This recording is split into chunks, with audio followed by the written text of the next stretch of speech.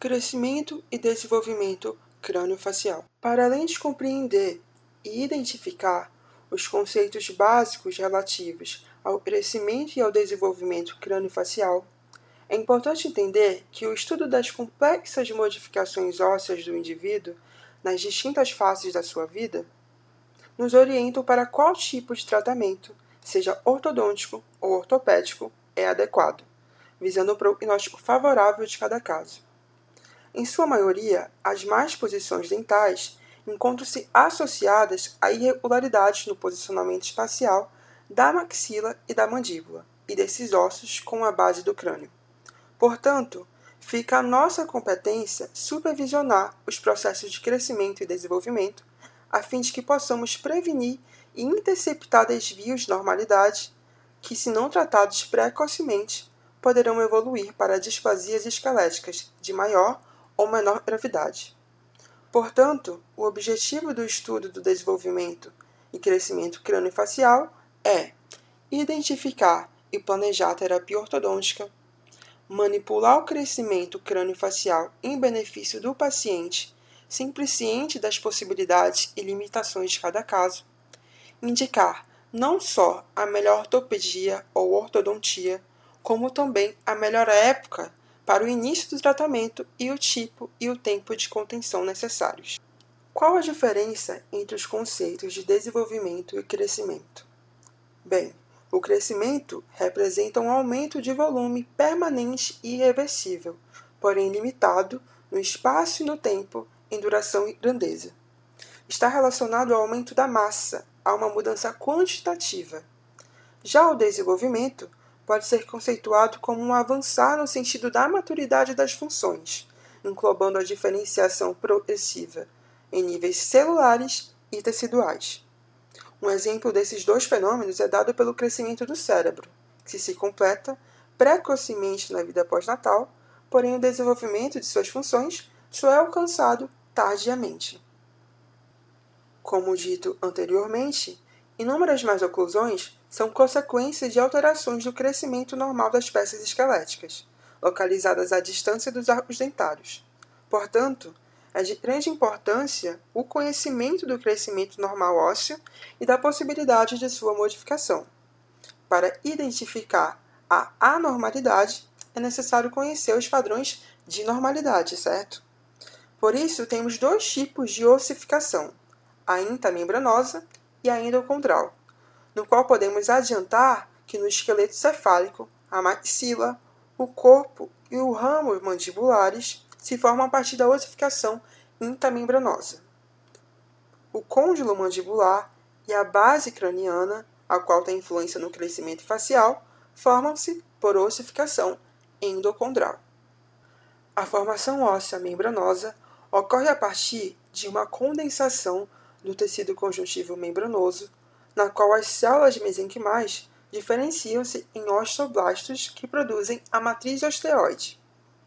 Essa matriz sofre calcificação, tendo como resultado o tecido ósseo. Esse osso neoformado é constituído pela combinação da matriz mineralizada e dos osteoblastos enclausurados dentro dela, que agora recebem o nome de osteócitos.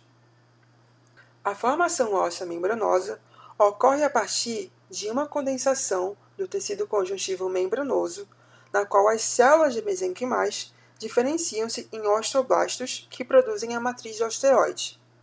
Essa matriz sofre calcificação, tendo como resultado o tecido ósseo.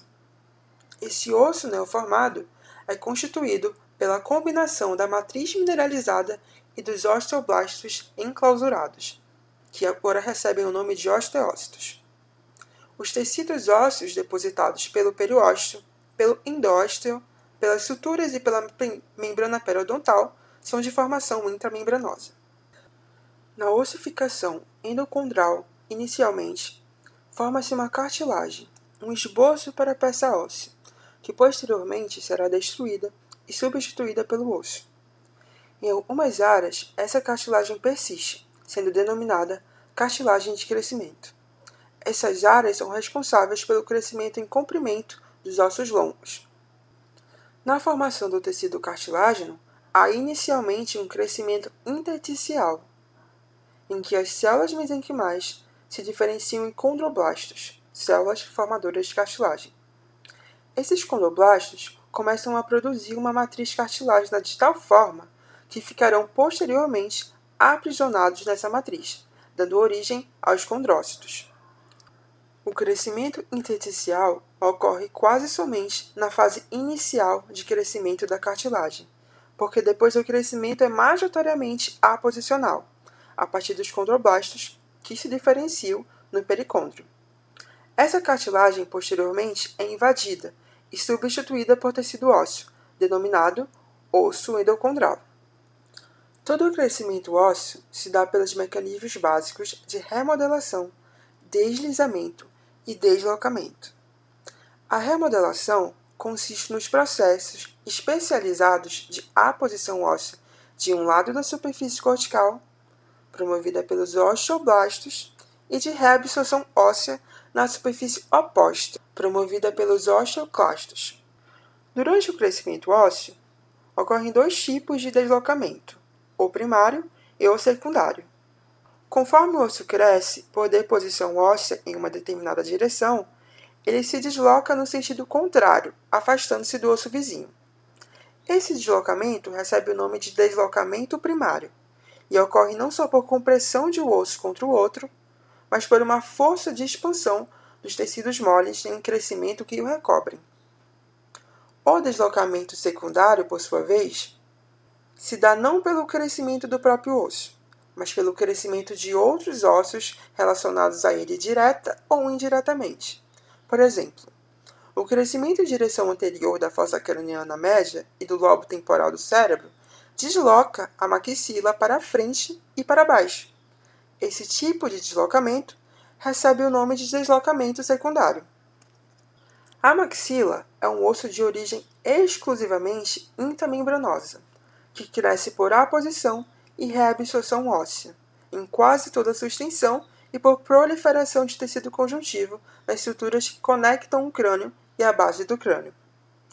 Nela estão inseridos músculos que influenciam a forma final desses ossos por meio de suas funções variadas. A região do túber é a área de maior crescimento da maxila, promovendo o alongamento do arco da porção posterior e aumentando assim o comprimento da maxila e proporcionando espaço para o rompimento dos molares. À medida que a maxila cresce para cima e para trás, sofre também um deslocamento em direção anterior e inferior, aumentando assim a profundidade facial.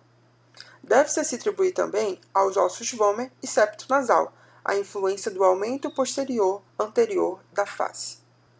No que diz respeito ao crescimento do processo alveolar, este adapta-se e remodela-se de acordo com as necessidades dentárias e sofre reabsorção quando os dentes são perdidos. A deposição óssea no processo alveolar contribui primordialmente para o aumento da altura maxilar, mas também auxilia no aumento do comprimento, pois acompanha o crescimento da tuberosidade.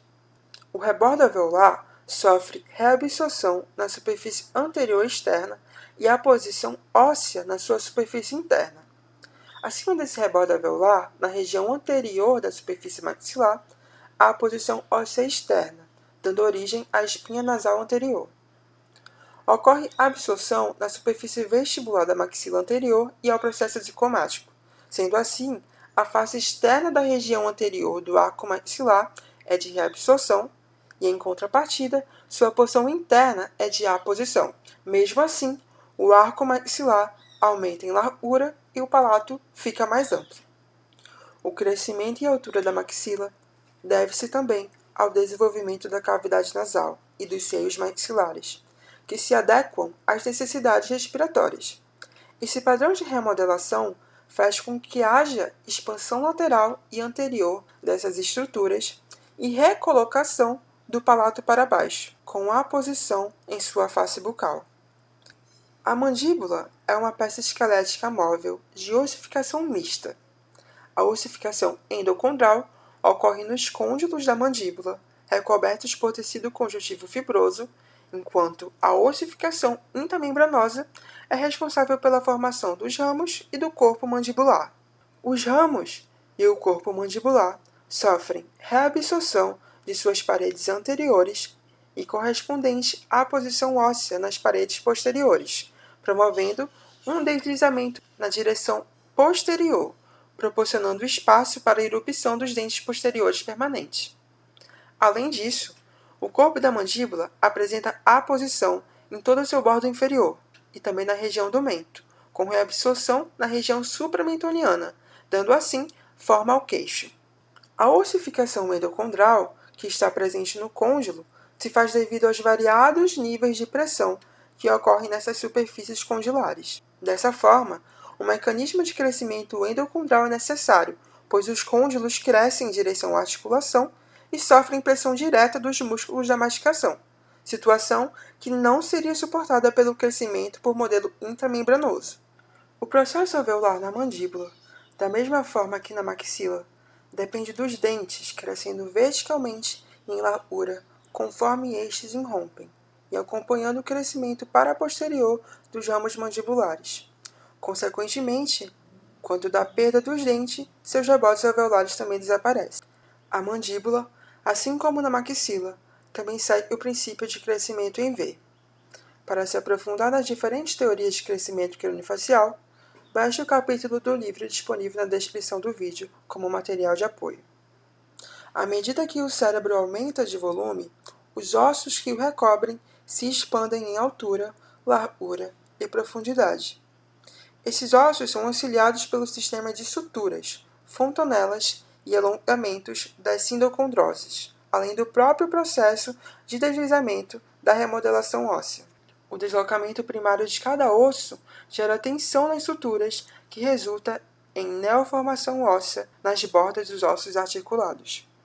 O cérebro tem grande parte do seu crescimento completado na infância, e a abóbada craniana é uma das primeiras regiões do esqueleto craniofacial a atingir o tamanho total, embora as suturas fiquem ainda evidentes por algum tempo após o crescimento principal do cérebro ter sido finalizado. A abóbada craniana tem seu crescimento ósseo calcado em modelo membranoso, sendo, na opinião de Moyes, um crescimento secundário e de adaptação ao aumento do cérebro.